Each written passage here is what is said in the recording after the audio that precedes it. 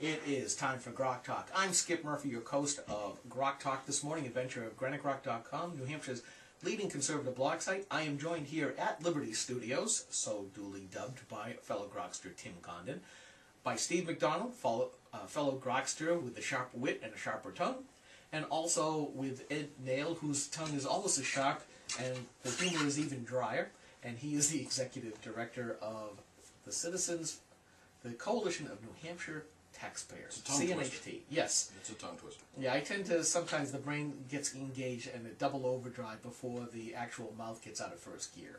Prince of Darkness will be fine. Prince of Darkness, yeah, for you? Yeah, I understand that the left tends to think that you are absolutely the Prince of Darkness, even though you are a registered Democrat. Yeah, they keep forgetting to bring that up. I have to remind people that I'm one of the top registered Democrats in the state of New Hampshire. And back to voter fraud. Voter fraud. Yes. Well, that would keep you one of the top Democrats. Yep. And our hearing Thursday down in Concord at the Representatives Hall, we had so many college students bust in to protect their right to illegally vote. Some are voting legally because they became citizens, but we had so many bust in there. We had 7 hours. There were so many people to testify, and a testimony at a hearing like that is what you really call let's lie to each other for 7 hours. That's pretty much it. If that's what you want to do, this is a fun gig. The mob part of politics. Yeah, and some people come for the love. They think if they come in, the students want to vote here, and they say, yeah, I think the students will vote here. It's their right, you know, groovy, and everybody applauds. They come for that, you know. I come for the more kicking in the soft tissue type deals, you know. The adult conversation? Yeah, where someone's sorry they said that for a long, long, long time afterwards, you know. You're the person who never forgives and never forgets. Pretty much, yeah. That's the way my enemies operate. In any case, he's still, you know, you got those kids from 1996 at Bear Brook, and they're still online. You know, their world is every application they fill out, every job they go to, somebody's going to go find, oh, look, voter fraud. Oh, look what we did with, let's do the famous, New Hampshire's most famous illegal voter is Jeff Witrowski.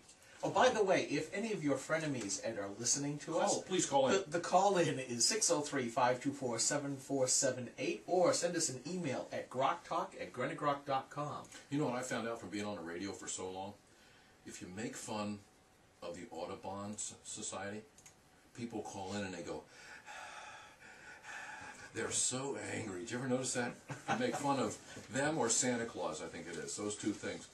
Anyway, currently making fun of non-resident voters like Jeff Witrowski. Now, Jeff Witrowski came to New Hampshire from South Dakota. He's a political operative. He's been all over the country working for liberal left-wing candidates. Shows up in New Hampshire. Had to happen eventually, right?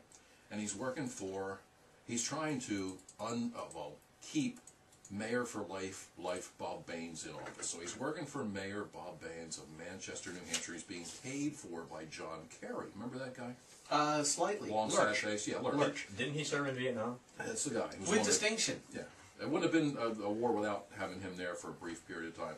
But anyway, we had He was on those Swift boats. He was paying Jeff Witrowski to come here and help Mayor Baines win re-election. Mayor for life, Robert Baines. So while he was here, he registered to vote in a primary, and he voted under our new Habit system, that computer system that eliminates fraud, that we got all the money from D.C., that our Bill Gardner, our Secretary of State, spent somewhere here in New Hampshire. Anyway, Jeff Witrowski comes here from South Dakota plates on his car, South Dakota driver's license in his pocket, and he's working for the Democrat Party against the candidate, Mayor Ginta, who's now our congressman. And he's living, guess where he's living? You're not going to believe this. If I remember, it was with one of the top Democrat operatives in the state. I think that person happens to be, Steve, your perfect foil, Kathy Sullivan. Oh, I was just going to give her initials. Too late. The cat is out of the bag. Anyway, he was living at on Mammoth Road, I think 149, 159 Mammoth Road, with Kathy Sullivan. And I'm a municipal guy, right? I know about assessments and abatements, appropriations, and all that stuff, right down to zoning. So I go to Manchester and I pull her assessment card. Guess what? What? She lives in a single-family dwelling. Ooh. It's not an apartment. So how is Jeff Witrowski of South Dakota, and formerly of Florida, where he almost got sued for some of the campaign stunts he pulled down there, how is he living with Kathy Sullivan? And he's using the Democrat Party chairman's home address to vote in the primary in New Hampshire. So later on in the campaign, as campaigns do, it wandered towards Election Day, and as it got closer and closer, Jeff couldn't control himself. And somehow, driving around Manchester, he started pulling up signs that said Frank Ginta for mayor, and throwing him in the trunk of the South Dakota. Gee, where did we hear about that this past election? And so I pull up signs, pull up signs, pull up signs. He puts them in the trunk, and a couple of guys from the Republican Party spot him, and they start following him. And then they start chasing him. And he runs to Kathy Sullivan's house. He goes in, the lights turn out, and he waits there. Well, they call the police, the Manchester police show up. Bang, bang, bang. You know, the police have this special knock on your door. It doesn't sound like any other knock. So if you ever hear the police knock on your door, you'll know right away. Say, that sounds different. Boom, boom, boom. It must be the police. So they knock, opens the door, and out comes Kathy and Jeff Watrowski, and could you open the trunk of your South Dakota car? And there it's all the, Frank Ginta for mayor signs. And so he says, look, I'm leaving. I'm leaving here tomorrow. Please don't arrest me. I'm from South Dakota. I'm going back to South Dakota. Please, don't give me a police record. Oh, please, oh, please. No, Manchester police let him go. Then we have this other thing called the Attorney General's Office. And there's a statute that says if the local police won't prosecute voter fraud, and you're going to have to deal with elected officials that hire and fire the police.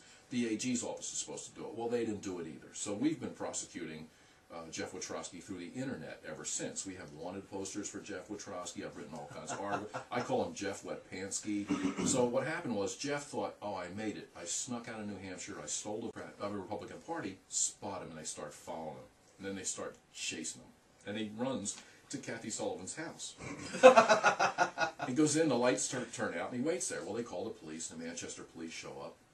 Bang, bang, bang. You know, the police have this special knock on your door. It doesn't sound like any other knock. So if you ever hear the police knock on your door, you'll know right away. Say, that sounds different.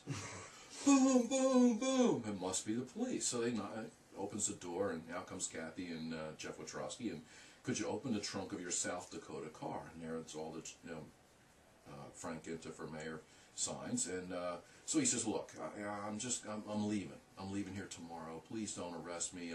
I'm from South Dakota. I'm going back to South Dakota. Please, don't give me a police record. Oh, please, oh, please. No, Manchester police let him go. Then we have this other thing called the Attorney General's Office. And there's a statute that says if the local police won't prosecute voter fraud, and you're going to have to deal with elected officials that hire and fire the police.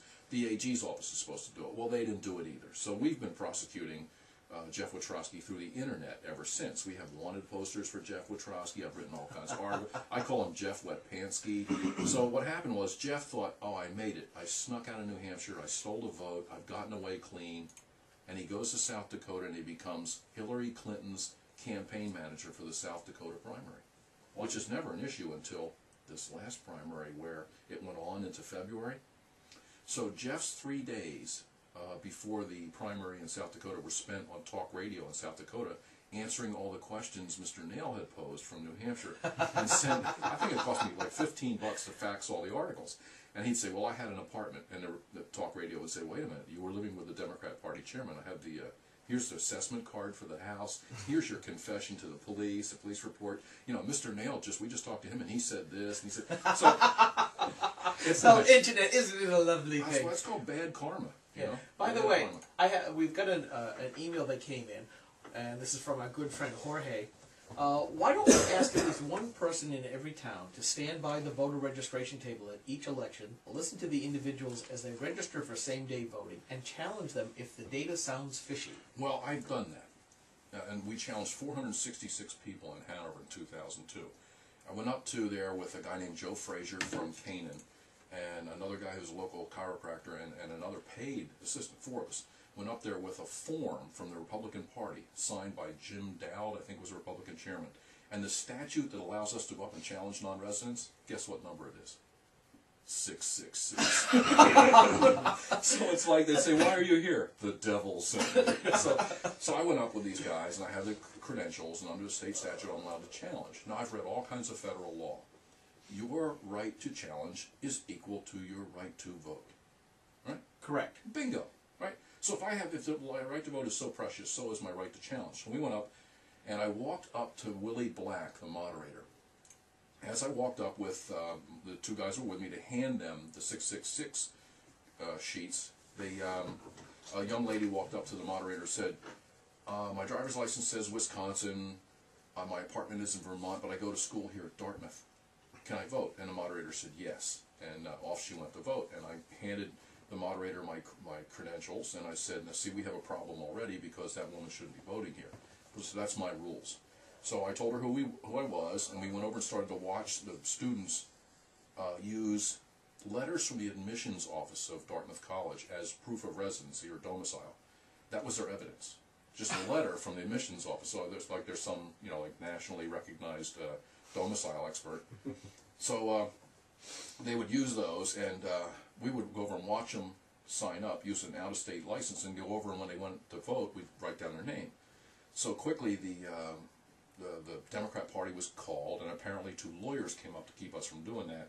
And the moderator had a little brief session with the lawyers, and we were told we had to sit in chairs, and we couldn't move from the chairs, which is a violation of 6663. I'm allowed to move around. Don't say I can't, but 6664. I'm allowed to move around, but the moderator has to assign me a position where I can hear the voter vote. That's all it says. It doesn't say I am confined to that. She has to assign me a place where I can do that. But I can't observe an election. So I told her, I said, you're limiting me from observing this election. So now I'm going to challenge everybody.